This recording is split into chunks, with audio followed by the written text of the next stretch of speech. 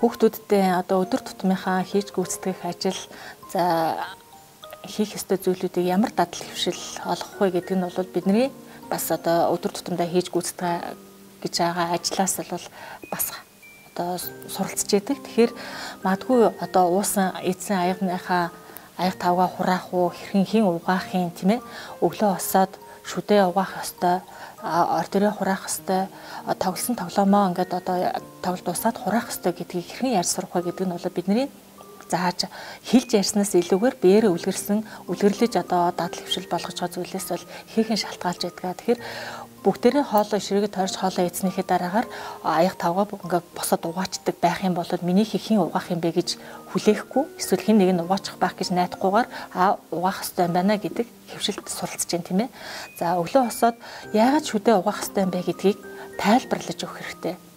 Тэгэхээр ярилцсанаа гэсэн үг тийм ээ. Тэгэхээр шүдээ угаахын ач тус нь юу юм? Яагаад угаадгийг? Угааснараа ямар ач холбогдолтой юм бэ гэдгийг хүүхдэд тохирсон одоо үг хэлээр одоо тэр насанд нь тохируулаад одоо ярилцж явах хэрэгтэй. Нэг удаа яриад орхих биш магадгүй хүүхэд дадал хөвшил болтол нь тийм ээ. Одоо нөгөө ой тоонд нь ортол гэж хэлдэг шиг бид нэр ингээд нөгөө хамтдаа угаангаал ярилцж явах хэрэгтэй. Энэ дээрээ нөгөө нэг ямар аргыг хэрэглэх вэ гэдэг нь эцэгхээс бас шалтгаалдаг тийм ээ. Миний хүүхдийн энэ жижигхэн хөөрхөн цагаан шүд нь улам цагаан болж шүү. Ямар цагаан шүдтэй хүүхдээ. За ингээд угаагаад байгаа хүүхдэд бол нөгөө хорхоо гэдэг муухай юм нь орохгүй дээч гэдэг юм ингээд нөгөө урамшуулж дэмжиг байдлаар харилцах юм бол хүүхэд энэ үйлдэлийг хийхдээ дараагийн удаа улам одоо хүнээр хэлүүлэлтгүй одоо урамтай одоо хийх болно тийм ээ. За нөгөө талаас нөгөө дадал хөвшиж болох зүйл маань бол хүүхдэд нөгөө нэг хэлж ярихаас гадна олон аргуудыг хэрэглэх шаардлагатай болдог л доо тийм ээ. Тэгэхээр бид нарт магадгүй хүүхдтэйгээ тоглож байгаа тоглоомтой тоглох явцдаа хүүхдтэй ярилцаж одоо аливаа зүйлийг нөгөө хийх учир начрыг ойлгуулж болох юм те.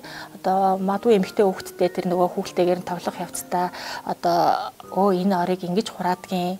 За тоглосныхаа дараагаар хоёлаа илбээд тоглоомоо хураачи. Энийг хаана барилуулдаг вүлээ гэд нөгөө өөрийг нь оролцуулаад ингээд ярих явцдаа бол ингээд нөгөө тэр хийх ёстой зүйлүүдийн тэр нөгөө зөв дадал хөвшлийг бол хүүхд олж авч яадаг тийм ээ.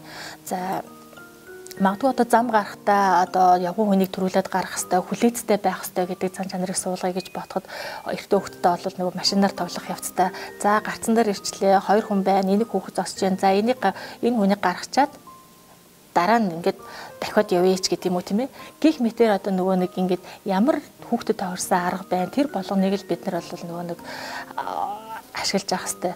Тэрнээс биш одоо яадаг ингээд одоо би чамд хит хэлэх гэсэн бэ? Яас үгэнд ордог хүүхдүүд миний үгийг ерөөсө тоохгүй байна. Алив чи хилээтгэхтэй гэл одоо нөгөө аав руу юм уу ээж рүү нэг хүч нэмэгдүүлэх байдлаар ингээд харилцаад эхлэх юм бол асуудлыг хүчээр шийдэх одоо хандлага бол хүүхдэд төлөвшчээд байна.